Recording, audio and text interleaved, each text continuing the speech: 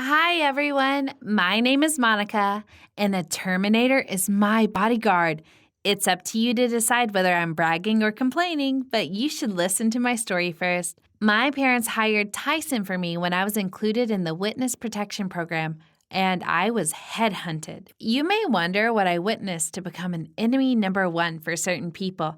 The fact is that I don't really know what I saw. Once I got lost in a gas station. Moreover, I didn't even realize how I got there, and the only thing I tried to find was a way out. But suddenly, I heard a bang and a sound of sirens, and a helicopter began to circle over my head. I got really scared because it seemed to me that the guards of the venue noticed me, and now they were trying to catch me. At that moment, I saw a gate in front of me, and I rushed to it. There were police cars outside, and a couple of dozen people lay face down on the ground, handcuffed. Fortunately, law enforcement officers were more favorably disposed towards me. They just put me in the car and took me to the police station. They called my parents and asked them to come there. We found out that I was in the gas station while two gangs were sorting things out. After that, they began to ask me what I had seen. Not a lot.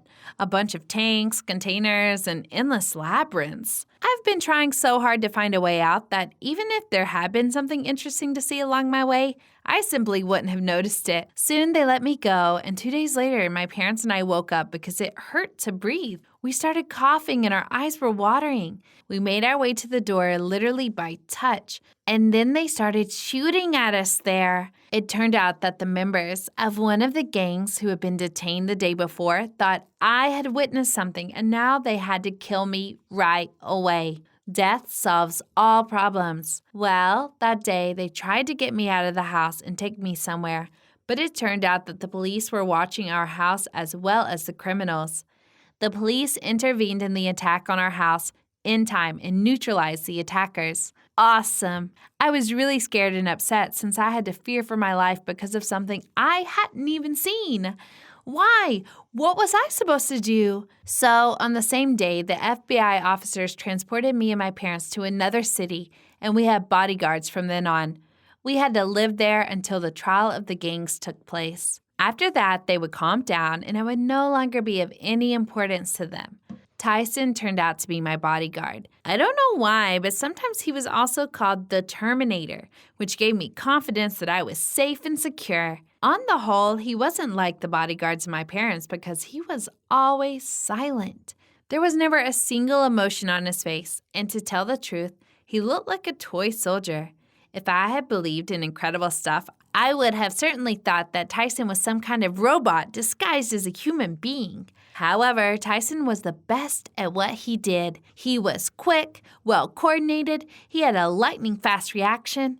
Once, he even caught a crow which suddenly decided to attack me and was aiming right at my face. How did he do that? I didn't even have time to realize what was happening. There was another incident when we were crossing the road together. A car was driving towards us at full speed when we were right in the middle of the pedestrian crossing. We were 1 foot in the grave, and Tyson managed to pull me back. Oh, he was a true hero for me. By the way, we soon found out that criminals had been trying to set up a car accident to kill me, and since they failed, they would keep on trying. But on Sundays, when he had days off, I felt less confident because my father's bodyguard was his substitute. Compared to Tyson, he seemed to be a real turtle. He moved and even talked slowly. How on earth could such a person protect anyone? I hope he could save himself in case something happened. There was less and less time left before the trial of the gang case. It would be in about a month, to be more precise. I already started to calm down, and it turned out that I shouldn't have, but Tyson didn't relax. On that day, he and I were returning home from my friend's birthday party. I even told him some story knowing that I still wouldn't get a response. When we were near the house, I noticed that a truck was driving towards us at full speed. Then it was just like a movie because like the last time, I froze and I couldn't even move. But Tyson reacted instantly and pushed me away, which made me fly 5 meters away to the side where the front garden was breaking through its fence. Tyson didn't have time to save himself. I took my phone out right away. I wanted to call my parents and ask them to call the police, but then something appeared in front of me. It was Tyson, who went full bat towards me and then grabbed me by the hand and took me home. He was bruised and all the skin on half his face was peeled off, and there was some kind of mechanism under it, while there was neither blood nor flesh. I was shocked again because I didn't understand what all this meant. Although it was obvious that Tyson wasn't a human being because a multi-ton truck drove right through him a few minutes ago. And if he were a real person, there would be no way he could have survived. But I still didn't understand who he was. He took me home and the police arrived.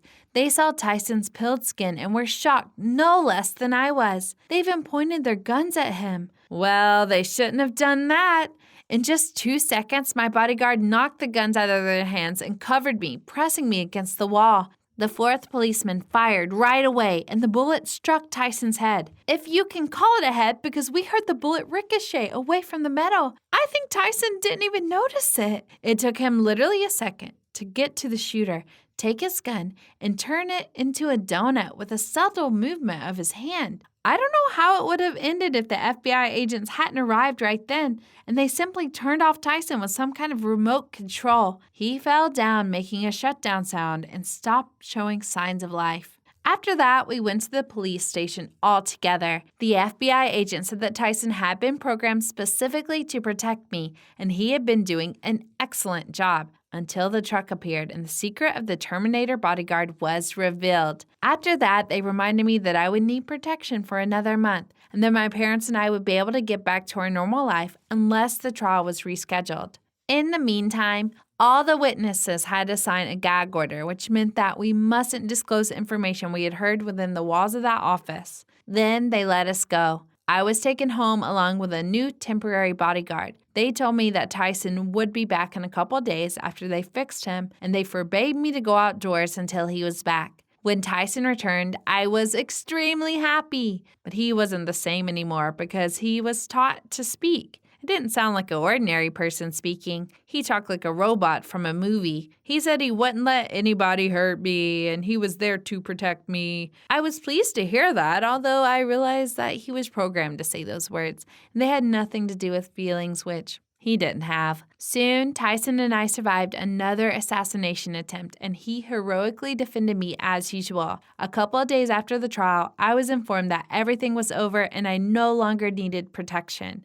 I felt extremely sad about the fact that I would have to part with Tyson, but I understood that it was inevitable. Do you believe that there are real Terminators among us? Give your answers in the comments.